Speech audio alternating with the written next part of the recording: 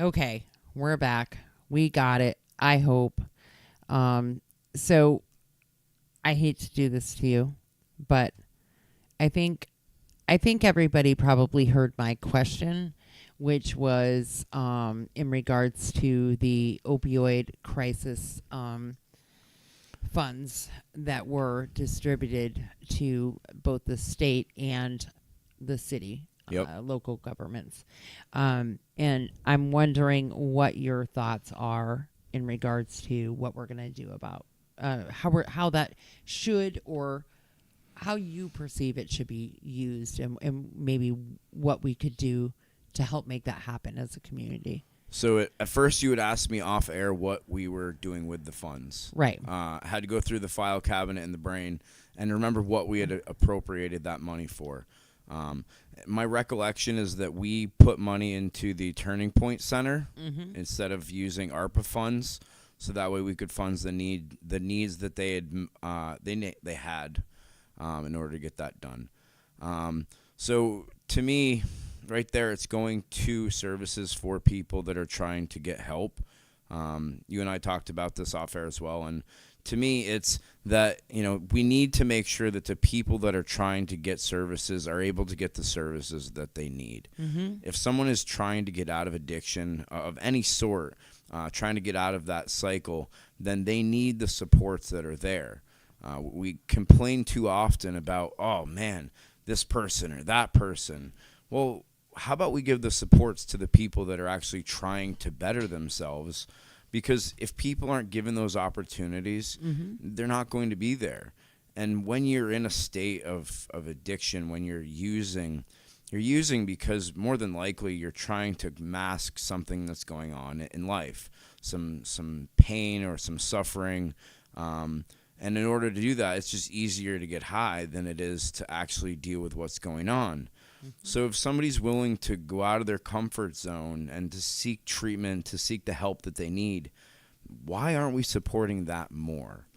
So I think that right now, supporting Turning Point is the best option that we have. We talked about the Central Vermont Substance Abuse being canceled out.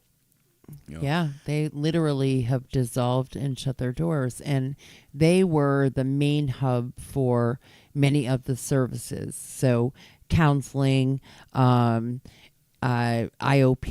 crash, one-on-one counseling, urine analysis for not only the court, but some people, it's part of the program and aftercare that you continue to be held accountable and do those tests. And so without them, and then with them dissolving, and then Turning Point having to be open in a very limited capacity because of the flood, or since the flood, it literally has made it so there is next to no services whatsoever in our area. There is Treatment Associates in Montpelier. It's right on Main Street. But, I mean, we all know the lists everywhere are so long for waiting for help. And so Treatment Associates already had a whole host of people getting services from them. And now we're adding all of the people that came from CVSAS and Turning Point. And there's no way that can be handled. And then I have a huge concern and an actual fear, because I know that some people can't even access those services in Montpelier because of the lack of busing and lack of transportation. And it's frightening to me. These are all very real, frightening things to all of us, especially to those people that are trying to access these services.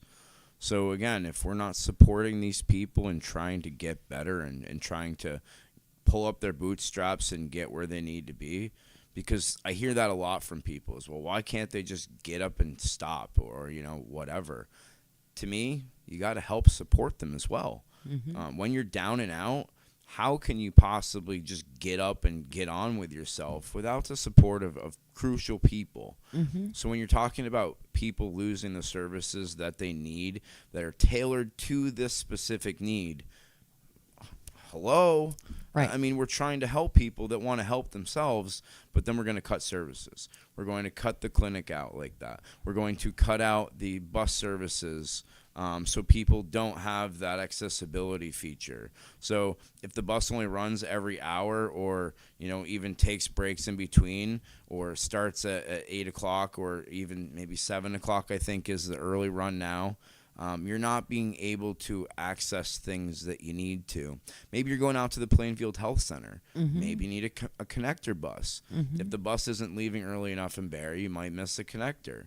I know we talked about that at council, and making sure that the bus system is more accessible to the people that need it. Without getting the services that people need to survive and make themselves better, they're going to fall back into the addiction. Especially because, so the bus isn't necessarily needed only for going to counseling.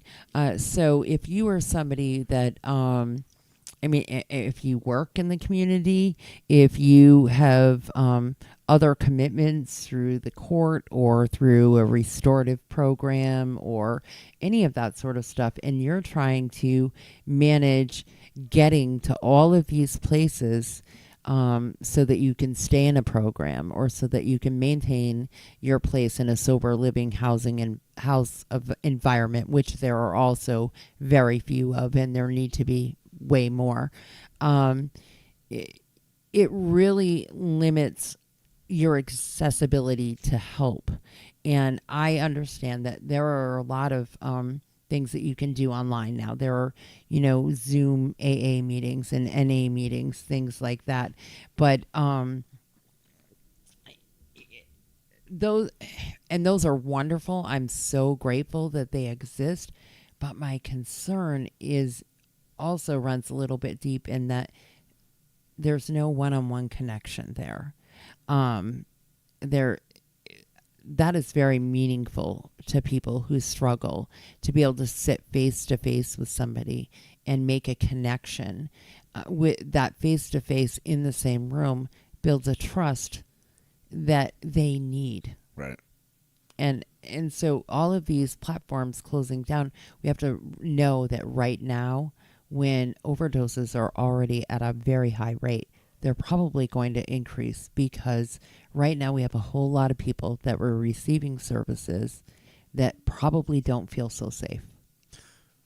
No, I completely agree with you that, people don't feel safe because they can't access the services that they need. So when you can't get the services that you need, well, then you're going to fall back into that trap. I mean, in general, if you can't get the help that you need in order to do those things, then how can you? So to me, being able to have the services one-on-one, not, Zoom is great. It's nice, but from somebody who goes to therapy every week and sees my therapist, we've done the Zoom stuff through COVID. We've even done it during the flood because he's got an office in downtown Montpelier. But you need the one-on-one connection with somebody in order to kind of talk through things. There's really something missing in the video conferencing world. Well, we saw that during COVID. We saw a increase in overdoses and in suicide. Sure. Because of those lost connections. You feel alone. You do. And it's already a super lonely world in the addiction community, not just for the person struggling, but for their families and their loved ones. It is a super lonely world to begin with. So you break these connections and services, and man, you really open yourself up to much bigger troubles. Yeah, I think, again, when people feel alone, they resort back to using or feeling the comfort, because really you're just masking the pain and the suffering that you're going through. And sometimes you resort to things that are legal, like alcohol, cannabis, even benzodiazepams. Those types of things that are prescribed that you can get, as well as in the grocery store and things like that. But you need it. You need to be able to not seek the alternate of the masking, because really all you're doing is masking the hurt and the pain and suffering that your body has gone through, because your body takes on all of these traumas and things that you've experienced in life. And the best way to not feel the pain and not feel the hurt is to just get high. I mean, it was easier for me to crush and snort some opiates some years ago than it was to deal with the things that were going on. And then you get into those habits, and you have to break the habits. And it takes a long time to break habits, especially when it's something that makes you feel good, makes you feel numb, and not having to worry about, man, I feel like shit today. Exactly. I don't want to do, or just even sometimes going through the motions is easier if you're numb than having to go through just what's going on and how our bodies are telling us. There's a book that I've been reading from Mark Wolin called "It Didn't Start With You," and it talks about inherited trauma and some things like that. And then there's another book called "The Myth of Normal," which also talks about how our bodies store experiences in life. And really, addiction to me is really our bodies trying to deal with a lot of things that are going on. And when we're overstimulated, or we find something that we can use to get over that, exercise, eating, smoking, alcohol, drugs, and there are so many things that we can do, but we work on trying to get our emotions where they need to be, not like out of control, but really work on those things and work on somatic therapy. And when we're talking about all of this too, it's important to know that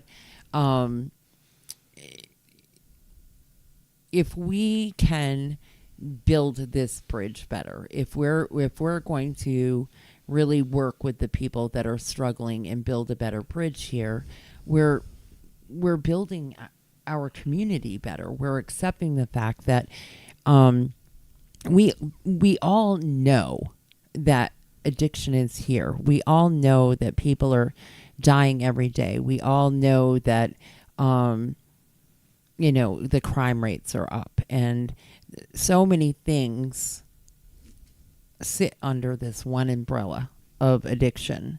We all know all of that, but so many still, I don't want to say that refuse to deal with it, but don't want to. It's frightening, and it's totally frightening. It's not easy to talk about. It's not easy to think about. It's not easy to understand. I've been in the trenches for 14 years with my son trying to figure it out, and there is no figuring it out. It sucks. It's horrible, but the path forward means that as a community that we somehow recognize it, say it's here, and we be a part of the solution. We decide it's here, and we're going to decide how it's here. I say it over and over and over again. And when we talk about homelessness and we talk about crime rates, solving this, or at least making a big impact on the opioid crisis, harm reduction, would make a huge dent in all of these other troubles. Absolutely. As well. If you can reduce the harm that people are causing to themselves, which would also reduce the harm that they're causing to the community, that, if you want to look at it in that aspect, while you're helping someone else get better in the community, you're making people better. You're creating opportunities for people that are going to work in your community. They're going to thrive in your community. They're going to be better, positive members of their community because of the experiences that they've had to go through. And they're also going to be able to relate more with what's going on because they've gone through the stuff. I mean, when we're able to go through the stuff and be molded into something better on the other end, it's not that we don't, how do I say this? We suffer. And the suffering can either make us or break us, but it also takes the support that we're talking about too. That you need the support networks of people and services and all of those things that go along with that. So when you build people up, you build your community up. And that's really what it's about. It's being able to level with somebody and hold out your hand and say, hey, you need some help. Well, let me help you. I'm not looking to give people a cop out or a way out. What I'm saying is that if somebody wants help, help them. Not like, just walking up to random people and saying, hey, can I bring you to treatment or something? But if somebody is actively seeking for treatment, go help them. I mean, give them that hand up. We're not talking about a hand out, but a hand up. And that's one of my concerns. So my concern that right now there is a severe lack of services, that scares the shit out of me. It just does. It is very frightening just for myself and my family. That is a scary thought to me. And then add the complexity of the busing and getting to where services are at this point, and the overload of patients that the services already have. I just think that right now we are really in a predicament where if we don't move quick, if we don't spend wisely, we're going to be in big trouble. Sure. And we're going to see it. I should say bigger trouble, because we're already in big trouble. Yep. But we're going to be in bigger trouble. We're going to see things escalate to a point where people are then going to say, wow, what happened? And then they're going to turn and look at a situation like a services clinic being closed and say, well, all of these people that were getting treatment are no longer getting the services that they need. Why? Well, because the place closed. And I don't know why. Berlin, I really don't deal a lot with. I deal a lot in different communities, but really Barry's my wheelhouse. Right. As a and that's counselor. where, and CVSAS is was the main hub for services provided right here. And so people would have to get to Berlin as well, but it was certainly a lot easier because they would even walk if they needed to. And the bus is a little more accommodating if you're going toward the hospital than it is if you're going other routes. So it definitely made it a bit easier to do that. It just them being the main hub and no longer being here is scary, because I also know that we don't have anything. We have some sober living environments here in the city. I think there's one very small one for men, and there are a couple for women. One is for just women, and one is for women and children. Which we are very fortunate to have those, but that doesn't even come close to what we need. So I just think that we need to really start thinking quick about how we're going to do that. And we talk about the whole homeless crisis, and what are we going to do? Start putting services in the hotel. Pick one and say, this is where we're going to hold meetings on a daily basis. Enough Ministries does a meeting. The Good Shepherd does meetings. Start putting those services in the lobby of one hotel and say, on such and such a day, you can go to the Hollow and in the boardroom or whatever it is, the conference center, and this is going to be here. Have somebody sitting down and filling out paperwork and maybe counseling or encouraging people to get a job. Talk to them about how to go about that. Let's bring Working Fields down here from Burlington once, a couple times a month and have them set up shop and talk to people and help people understand just what is available and what could be brought to them if they choose that path. Yeah. And I think that we would find a lot of people would take it because truthfully, I don't think that anybody wakes up in the morning and says, I want my life to be shitty all day. No. And you don't wake up one day and just realize, and it just doesn't turn to shit overnight. mm-hmm. It really is a building of things that happen. Mm-hmm. And to get out of that pile of shit, shall we call it, you have to work at it every single day. And yeah, you're going to slip, you're going to fall, you're going to make mistakes. And that goes along with being, in recovery. That I've been sober about 10 years at this point. And have there been Which times? Is awesome. It is. It's a huge celebration. I don't keep a clock. I know that, my wife and I, she made that ultimatum to me. So about 9.5 years at this point. But to me, I don't keep a ticking clock about how long I've been sober. I just know that I'm doing the best that I can. There have been times in the last 10 years that I have relapsed, shall we call it, and used. But it's about building the better relationships. It's about building the better coping skills. But it starts off with having the people and the supports that you need. Right. And one of the coping skills is falling and knowing how to immediately get back up. Yep. And you can't immediately get back up if there's nothing to get up to. Right. And that is something that I don't know that most understand. If you are somebody that was doing really well with treatment, if you really embraced the program and you were doing really well, and all of a sudden it wasn't there, then what do you have? Right.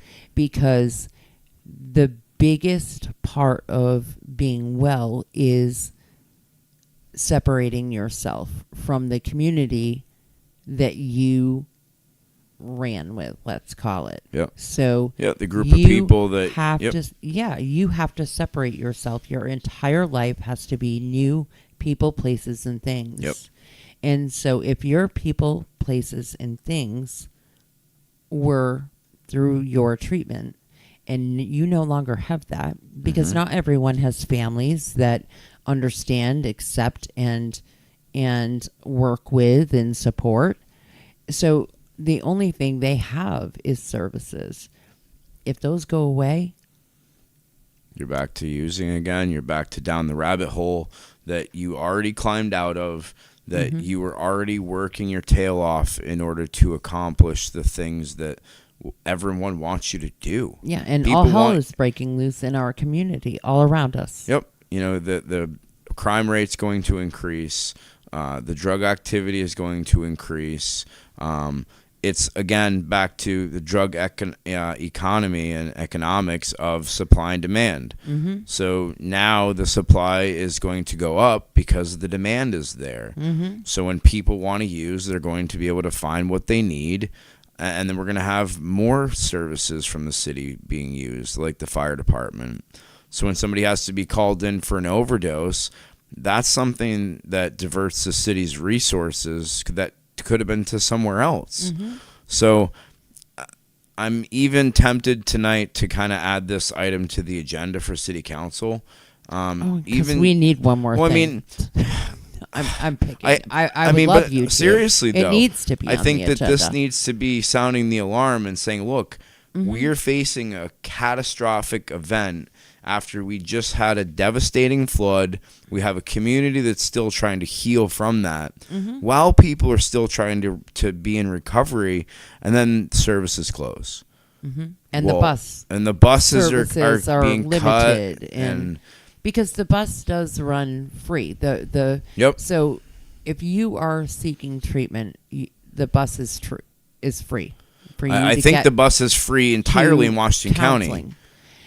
Oh, that I did not know. I'm almost positive. But if it doesn't run, it doesn't matter how much it costs, whether it's free or if it's $10. If it's not running and it can't get you to where you need to go, then it doesn't matter. Right. And the combination of the two should scare the hell out of people. And I'm like literally blasting the horn here about it as much as I can, as often as I can, to whoever will listen to me about it.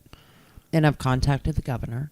Yeah. Hopefully he's going to be coming in here soon, sitting in the same seat as you and talking about the same thing. Like, what are we doing? Where I know there was a settlement. There was all kinds of money that came. Mm-hmm. What is the state doing to use it? Right. I've said it before. This makes some people cringe. But I'm very serious when I say it. The state should be using the old prison in Windsor. It's huge. You and I talked about this. Yeah, it's huge. There's a lot of land. Take down the fence. Take down the wired fence. Right. People can have jobs there. They can work at like a farm. They can cut their own firewood. They can be a community that they need to be while getting services. Yeah. And not service that is 21 days long, 2 weeks, and then we boot you out because that's detox. That's not services, right, as far as I'm concerned. Boot you out with an after plan that is get services on the outside, the services that don't exist. Right. That needs to stop. There needs to be some sort of, we put millions and millions of dollars into a state hospital that is very underutilized. We need to put that much money and that much effort into this crisis, and I'm shocked that we don't. It has to be a state or a regional approach, because to have it approached at the municipality level, we don't have the resources to do that. We talked about the limited resources that the city of Barrie has with the hotel motel crisis that was going on. And even in the flood stages, we've got a huge budget crisis that we're going to have to handle. But the state and the county level, that's really where it needs to be focused, on a regional level and a state level, where the administration can come in and create some kind of program to make sure that things are happening. Because like you said, this is where we sound the alarm. The services that people need are required in order to get people better, to build our communities up better, so that way we all can have a better sense of community. We can all belong together. People don't need to feel that they're garbage because they were an addict or are an addict. You're a human being just as much as anyone else. We're all equal in this. So because you have a substance use issue doesn't make you any less of a human being to me. It means that you've got some issues going on, and let's help you fix them. Right. We all need work in one way or another. We all do. I may We're need not perfect. way more work than most. It depends on who you talk to. But I can honestly say I don't know what I would do without the support of my community for many different reasons and all different experiences in my life. And I was always fortunate enough to have that. Sure. But not everybody is. But damn it, that's how things should be. Everybody should have that knowledge that there is a path forward. Right. You just have to want it. Yep. You have to make the effort. It's hard work. You can't promise that it's going to be easy, because it's not. It's probably one of the hardest things to do, because it's easier, again, like I said, to get high and just not have to worry about it than it is to go to therapy, to go to meetings, to do the things that you need to do to get sober and to be better in your life.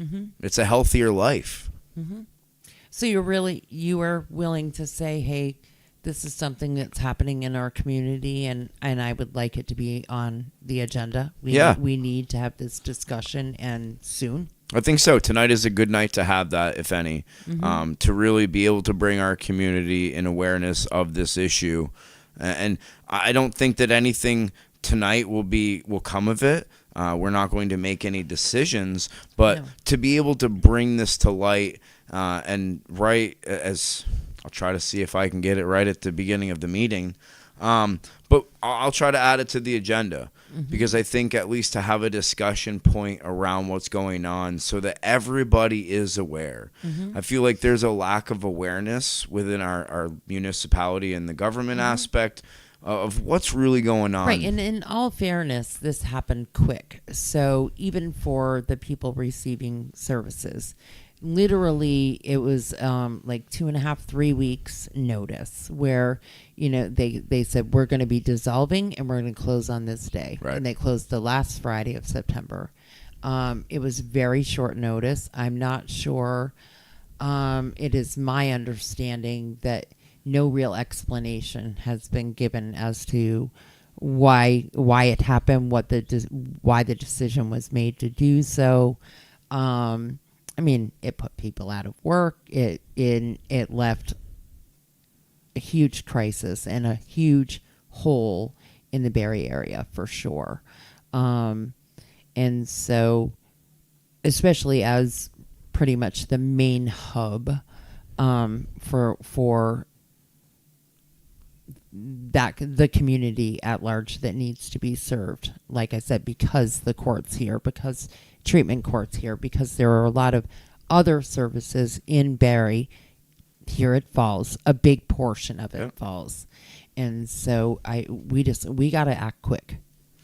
Yeah, and I think that to not act quick, to not sound the alarm is kind of foolish. When we sounded the alarm for Green Mountain Transit, we talked with their executive director within a couple of weeks. I know that that's a long time frame, and this really needs to be something coming from the state. But for us to sound the alarm and to say, hey, this is what's going on, at the very least, we can kind of look at it and potentially see who we can bring in order to talk about what's going on and how we're handling and coping with what's going on and allowing people to get the services that they need to continue that road to recovery. Because to me, if we don't help them, we're letting them down. And what good are we as civil servants to our community or even as a community member if we're not willing to extend your hand and say, hey, I know you're looking to get help. How can I help you? Right. Because to me, what you're talking about in this situation is that the doors were closed and we said, and sorry. As a community, we all need to know what is available. And I don't believe we do right now. Even I don't. And I've been in the trenches, like I said, for 14 years. And I have no clue what is out there because it's constantly changing. 1 minute, one thing is up and it's running and it's going smooth and then it's gone. And that can't consistently happen. We need a permanent, this is what we're doing, this is how we're going to deal with this, and we need to stick to it.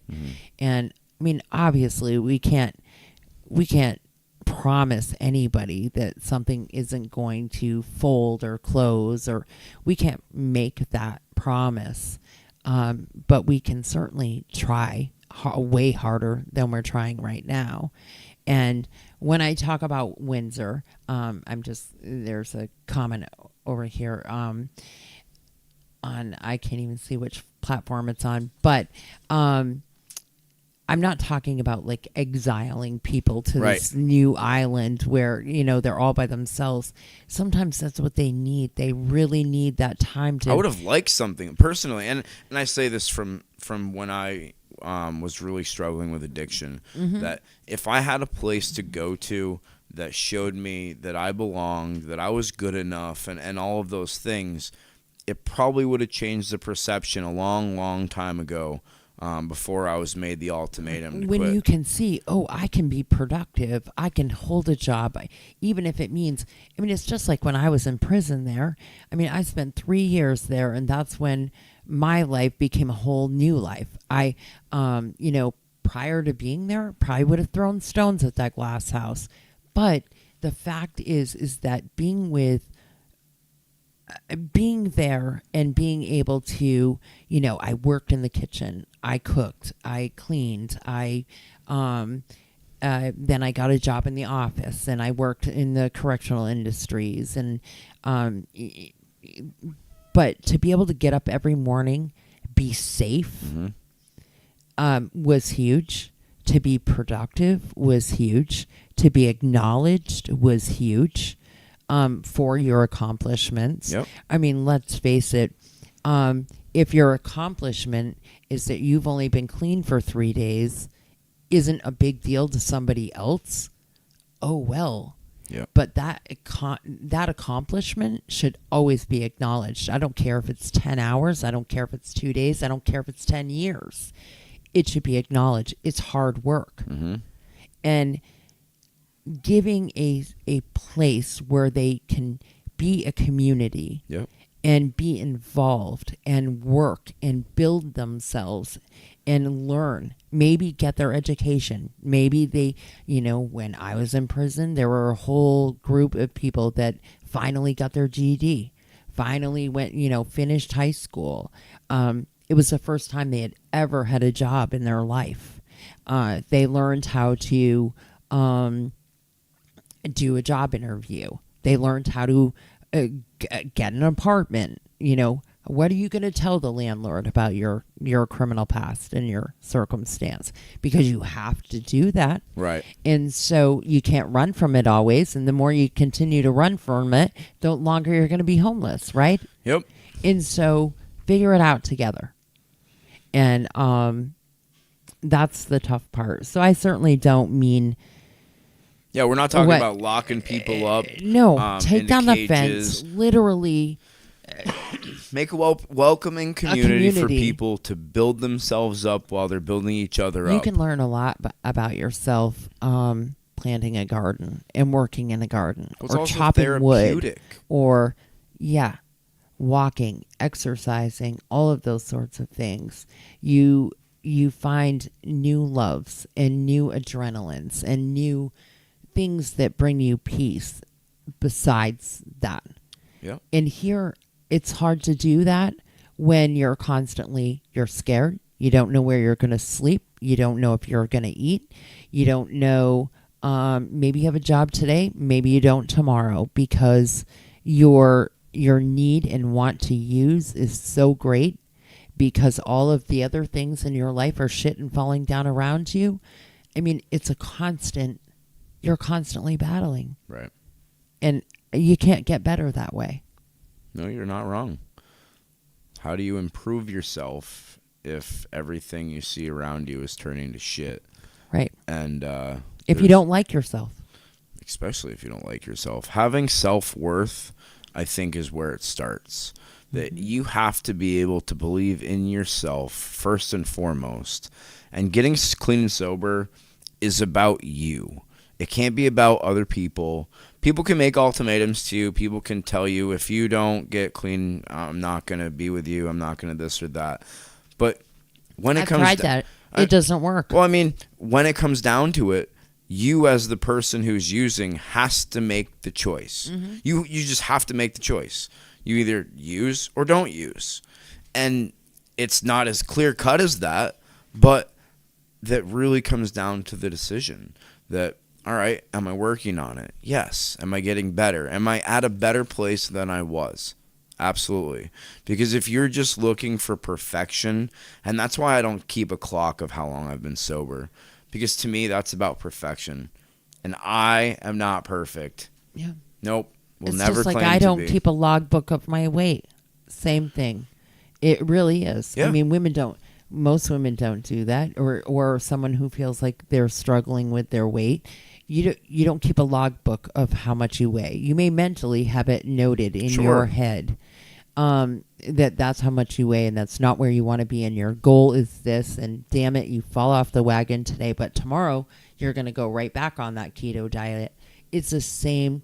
It really is the same thing. It's all upstairs. It's all a psyche and what's in your head and how you, but learning how to love yourself first is the hardest, no matter what the problem is.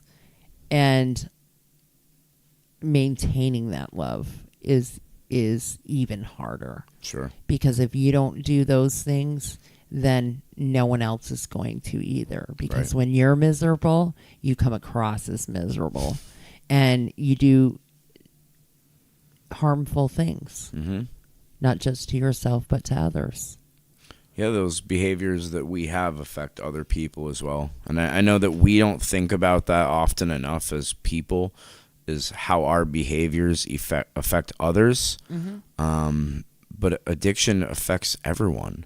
It affects the person who's using. It affects the individuals around them. It affects neighbors and community members and police and fire and everyone. So to not look at this situation that we're facing as a pivotal point where in central Vermont, here in Barrie, the 6th largest city in the state of Vermont, to not fix this or to look at it and sound the alarm could really change the lives of hundreds of people. And not only just the people who are right now going through this, but generationally. You continue the cycle and it's not broken, and then we talk about breaking the cycle.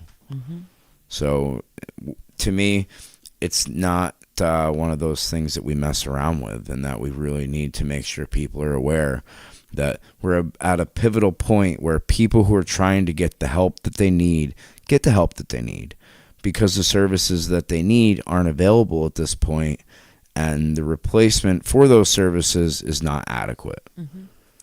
Well, as always, I thank you a million times for being willing to come in and discuss all of this with me. You know how super important it is to me and how passionate I can be about it, and sometimes even a little moody.